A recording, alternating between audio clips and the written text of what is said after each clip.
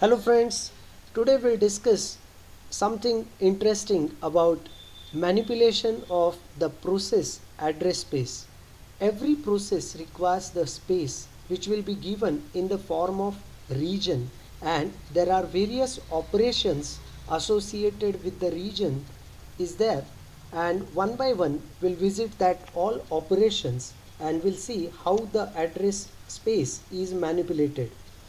So prerequisite for this is region table entry. Okay, this region table entry contains the pointer to the inode of file. Now, which file? In Unix, we said that everything is a file.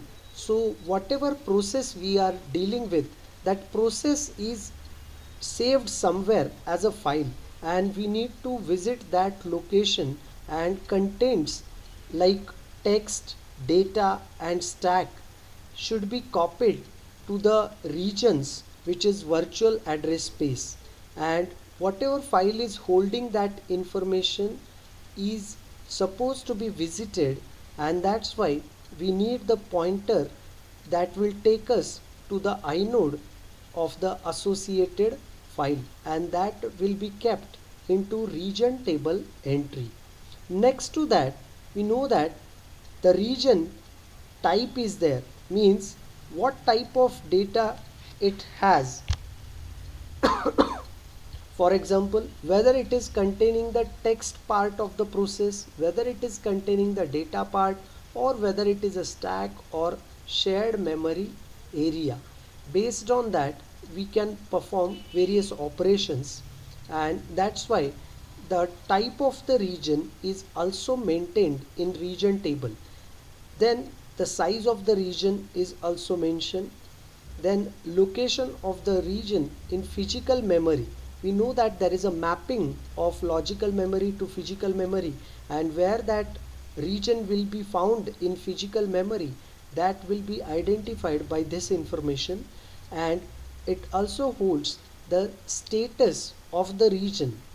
Now see, uh, the status can be locked, means some other process is already doing some important operation within that region, and that's why you cannot access that.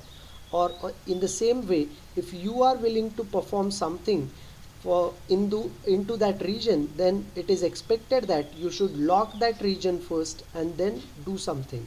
Okay, so that it will maintain that mutual exclusion policy.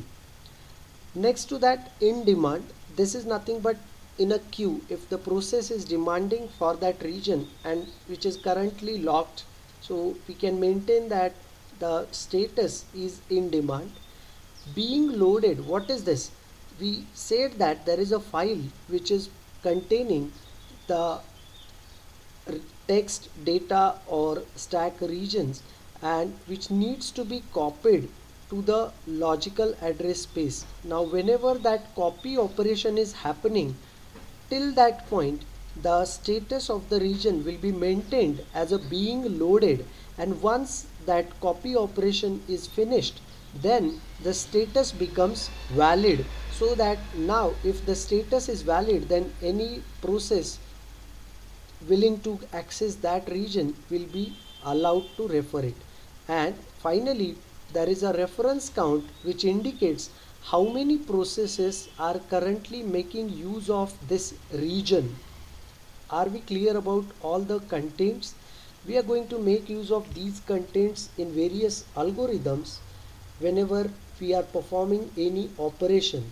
Now let us see what are the various operations associated with the regions. So lock and unlock are the operations that needs to be performed, okay, in order to implement the mutual exclusion policy, so that no two processes can enter into their critical region at the same time. Okay, then we can allocate the region. After allocating the region, we need to attach that region to the process. Now based on the size of the process, we can change size of the region, and for that change the region size is another operation that can be performed. Then load the region, as I said earlier, copying the contents from file to the region is nothing but load operation. After you do the things, if you want to free the region, then free region is there. Then you want to detach the process from the region, then detach region is the operation. Same way, if we simply want to duplicate the region, copy of the region will be made available with the help of duplicate region operation. And these all operations can be performed with the help of various algorithms. We'll see that algorithms one by one. Okay, locking and unlocking, there's no big deal with this. Just we need to understand when kernel is doing this all. So whenever the kernel is allocating, or after allocation, whenever it is copying the things, at that time we must assure that the region is locked first. Okay, and same way, whenever we are not using that region, it is better to unlock it. But the point that we need to understand here, lock and allocation is dependent, means I cannot allocate the region if I don't lock it. Means lock is prerequisite for allocate, but that is not the case with the free. So it is not the compulsion that I have to unlock, and I have to free the region first and then I have to unlock. No, you can free the region, or you cannot, or you don't want to free, then you can keep it as it is and you can simply unlock the region. Okay, that is perfectly allowed in Unix. Now what kernel is maintaining with it is a region table entries, and there will be a pointer which will keep track of active regions, and there is a pointer which keep tracks of free regions.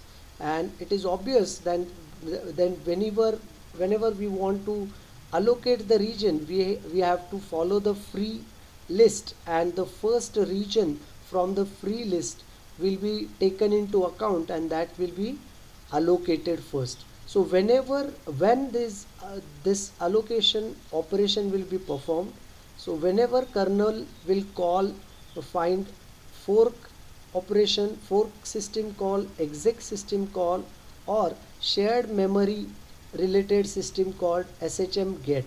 So whenever these operations or system calls will be called, what the kernel will do is it will follow the free list, and it will take the first region from this and it will allocate it, and that will not be a part of free list from that point onwards. So if the allocation is successful, you will get that free region.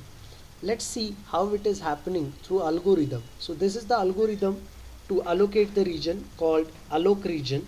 Input for this algorithm is inode pointer. This inode pointer is inode of the file whose contents are supposed to be copied into the region. Then region type, we have to specify whether it is a text region, whether you want to allocate it for stack region or for data region or for shared memory, whatever it is. And output of this algorithm will be locked region. Okay, so the first thing we are going to do in this algorithm is remove the region from free list as we discussed earlier, and then assign the type of the region. Whatever we have inputted, the region type, that will be set here as a region type, and then inode pointer will be set. Whatever inode we have passed here, that will be set to the inode. Okay, and if that inode pointer is not null, that means it is already pointing to the file which is already referred by some other process, then what we need to do is we have to simply increase the reference count by 1, and after that we have to place the region on active list, because now it is no more free, it will be used as an active region, and then return the locked region. And that's all how the alloc region works. So how it is doing this, imagine that there is a process A and because of fork operation or exec operation, the new child process is created, that is nothing but the B. Now we know that if A is already present, A will have its own text region, data region and stack region. Now whenever we are creating this, the fork operation itself, it needs to allocate the regions for the associated regions of the parent process. So for B, we need to allocate the region for text, region for data and region for stack. And how it will allocate it? It will go to the free list and it will find the first region, free region, and then it will copy the contents of this region to the newly allocated region. Okay, and this is how it will create the new process. Actually, in next video we'll see the other operations associated with the manipulation of address space for the process. Thank you.